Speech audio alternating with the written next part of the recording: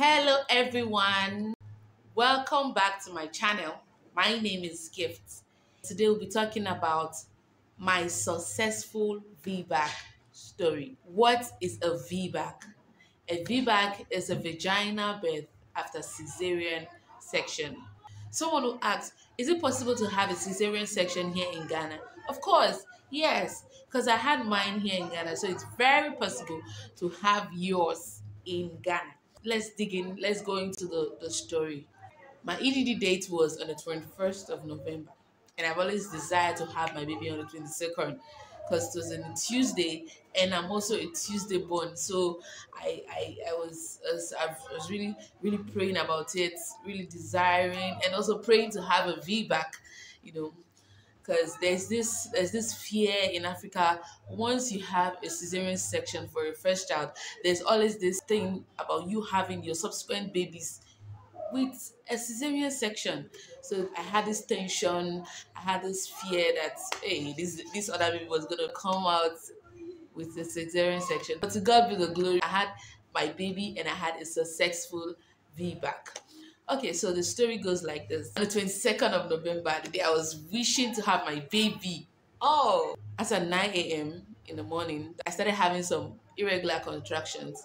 So my husband and I were relaxed because our first child in the morning we started having some contractions, then went to the hospital and we had our baby on that day, which was on the 22nd October 2019. So on this fateful day, 22nd November, I was really happy that I started having some contractions. So one of the things I did was that I started reading how to induce labor because early on I've already started researching on how to induce labor because I really wanted this baby on the 22nd. So I took pineapple, I saw pineapple, I took pineapple, and I did some few exercises. But on this fateful day, I went on YouTube, I searched, and I got two videos that were really helpful. So I'll put the link in the description box so you can also use them. And I believe that it will be very helpful to you. I realized that there were some positions I used that were not okay. You get the positions were not really okay for me, especially when I lie down. They were not okay at all. So I quickly switched to other positions that were very comfortable. You get so the contractions started becoming intense. So I was also happy because hey, this was the day I was praying for.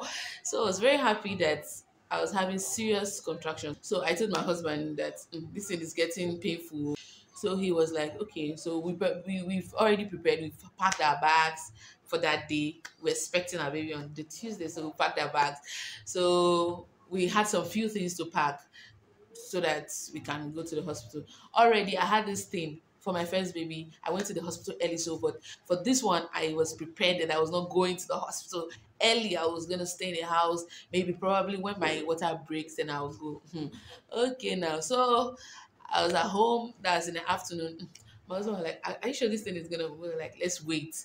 So fast forward to the evening. Evening as at 5 to 6 p.m. We had normal contractions, but nothing really serious. So my husband was like, okay, when it's 7 p.m., then we'll go to the hospital. All right. Remember, I already had something in my mind. I don't want to go to the hospital early. But we started counting, and I realized that my contractions started coming 5 minutes apart. I noticed that it was getting to time to go to the hospital. So I told my husband that it's time. I think it's time. 7 o'clock. It was time. So we hurried up, make sure we made the house. Everything was okay. Our first child was with his uncle at home. So we quickly went. We ordered an Uber and quickly went to the hospital.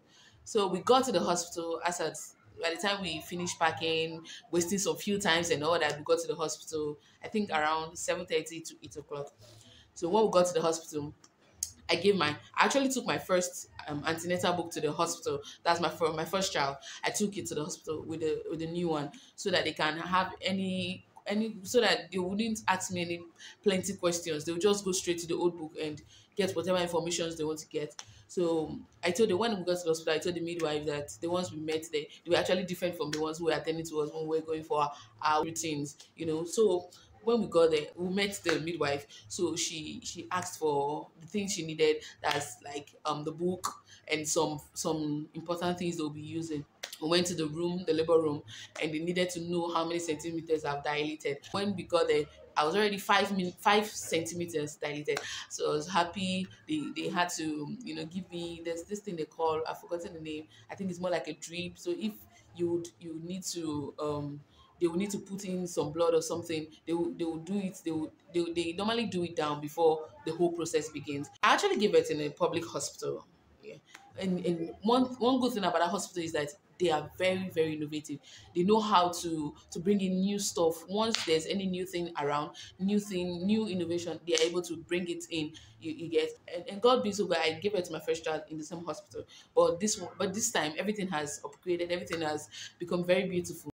Since I was already 5 centimeters dilated, they gave me a bed, they gave me a room, and this time the room were just two in one. There was a lady who had already given birth in the room, and it was fully air conditioned. It was very beautiful.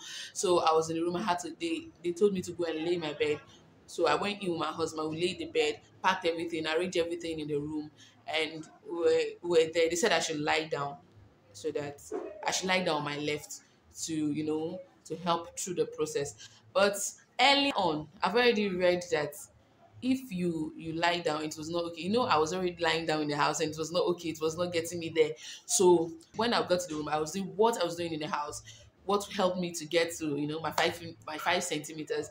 So one of the things I started doing there was because the contractions was intense, it was painful, and they had to also take me to a room where they had to do some scans to know how the baby was okay and everything. So when we were in the room, me and my husband were in the room, the pains was really getting intense. So I just told my husband there was a potty we took to the hospital. So I had to squat on it so that I can be able to, because these were the things I was doing in the house and they were helping me relieve this intense pain.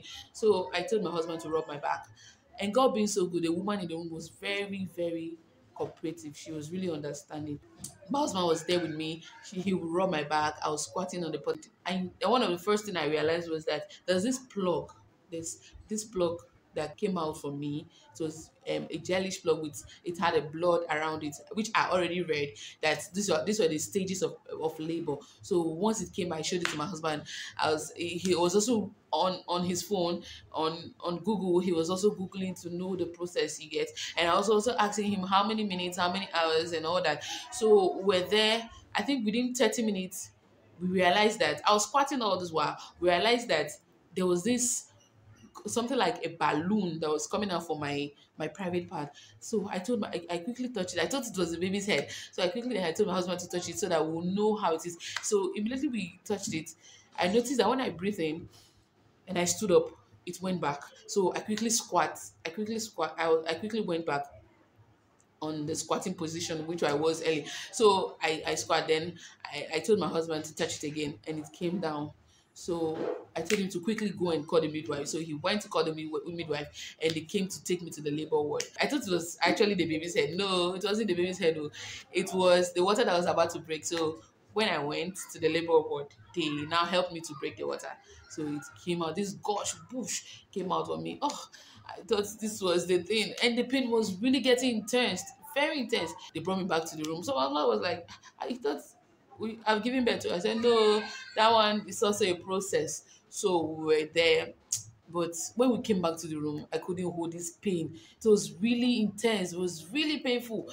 So I was screaming. I was screaming.